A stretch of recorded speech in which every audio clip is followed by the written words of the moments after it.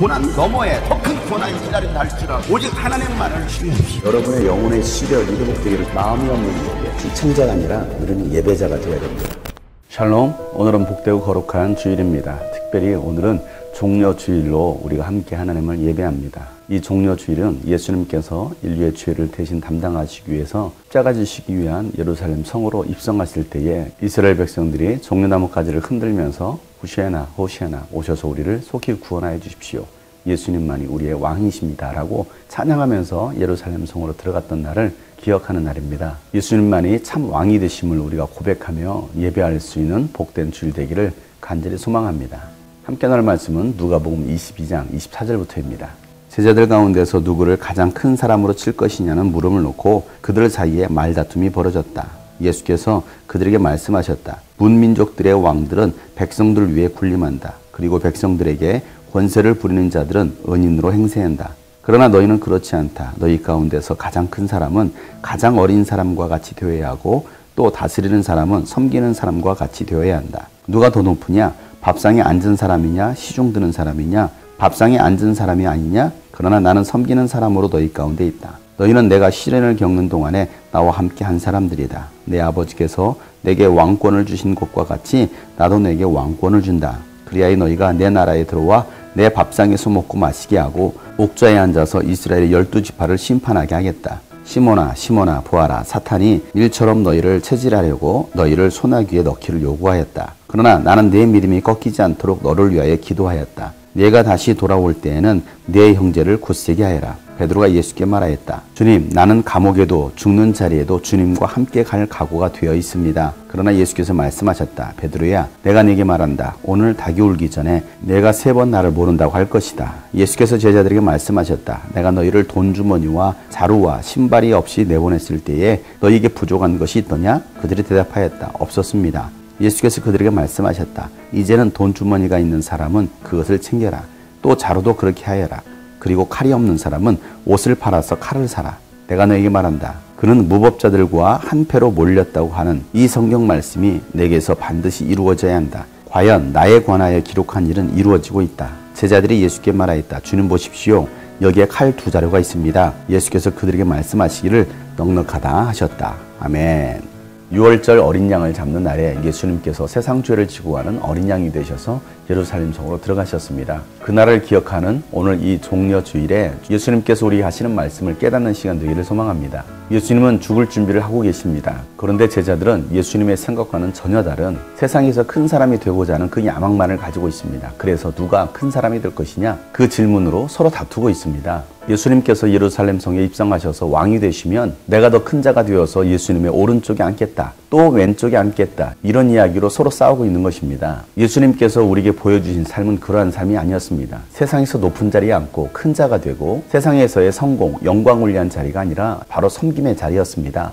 낮은 자가 되고 작은 자가 되어서 섬길 때에 그 나라에서 큰 자가 되고 섬김을 받는 자가 될 것이라고 예수님 말씀하셨습니다. 그럼에도 불구하고 제자들은 전혀 그 말씀을 깨닫지 못하고 더 높은 자리에 앉겠다고 서로 싸우는 것입니다. 예수님을 믿으면서도 세상에서의 성공, 높은 지위를 얻기 위해서 신앙생활을 하고 있는 사람이 있습니다. 그러한 사람은 세상의 가치로 살아가는 사람입니다. 하늘나라의 가치가 아닙니다. 모든 민족의 왕들은 백성들을 위해 군림하려고 합니다. 높은 자리에 앉으려고 합니다. 그러한 사람들은 세상에서 박수를 받고 권세를 누리면서 스스로 은인으로 행세하는 사람들입니다. 그런데 하나님 나라에서 가장 큰 사람은 가장 어린 사람과 같아야 되고 다스리는 사람은 섬기는 사람과 같아야 된다고 예수님께서 말씀하십니다. 어린아이와 같지 않고서는 결코 하나님 나라에 들어갈 수 없다고 말씀하셨습니다. 섬김을 받는 자가 아니라 섬기는 자가 되어야만이 그들이 높은 자리에 앉을 수 있다고 말씀하고 계십니다. 오늘날 교회의 많은 지도자들은 섬김을 받으려고 합니다. 그 자리에 있습니다. 목사님들도 그렇고 또 교회 오래 다니는 사람들, 장로님, 권사님이라고 하는 사람들도 섬기는 자리가 아니라 섬김받는 자리에 앉아 있습니다. 예수님은 모든 사람들을 위해서 섬기러 오셨다고 말씀하셨습니다. 그리고 많은 사람들의 대속물로 주려고 이 땅에 오셨다고 예수님은 말씀하십니다.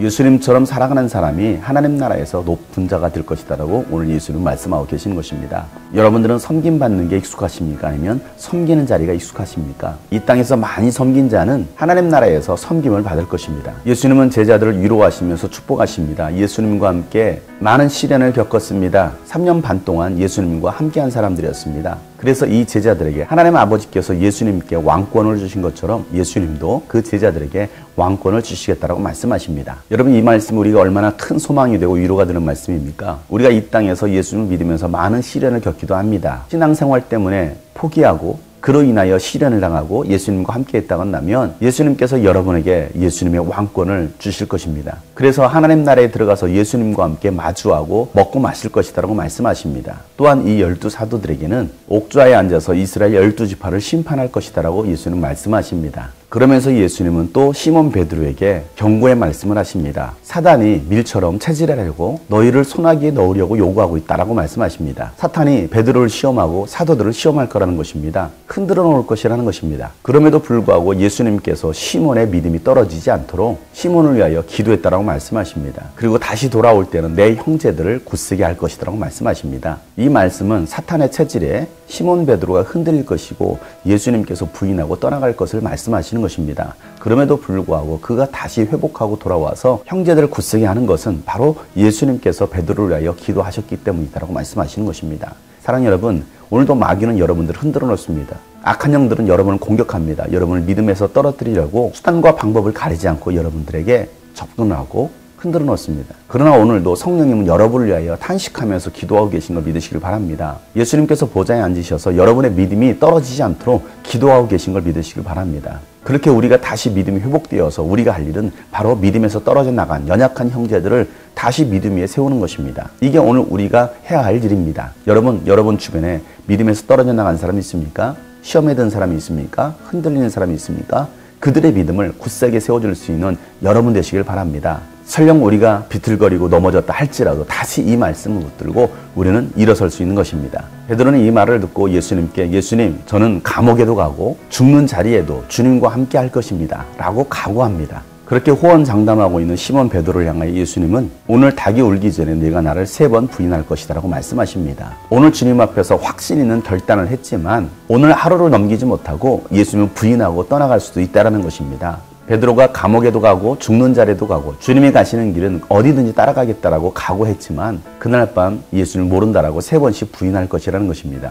베드로의 각오가 진심이었지만 베드로가 아직 성령을 받지 못했고 성령 충만하지 못했기 때문에 그러한 시험이 올 때에 그는 예수님을 부인하고 떠나갈 수밖에 없는 사람이었던 것입니다. 사랑하는 여러분, 우리에게 이런 시험과 유혹이 올 때 우리가 능히 넘어지지 않고 예수님을 부인하지 않도록 오늘도 우리는 성령 충만함을 받아야 됩니다. 성령 충만할 때 우리가 능히 이길 수 있는 것입니다. 예수님께서 12 제자를 전도하러 보내실 때는 돈자루도 두보로 또 가지고 가지 말라고 말씀하셨습니다. 그런데 이제는 돈주머니도 챙기고 자루도 챙기라고 말씀하십니다. 또 칼이 없는 사람은 옷을 팔아서라도 칼을 사라는 것입니다. 이 말씀은 예수님을 죽일 것이기 때문에 예수님과 함께했던 제자들도 위험에 빠질 것이라는 것입니다. 그것을 대비하라는 것입니다. 환난의 때를 대비하라는 것입니다.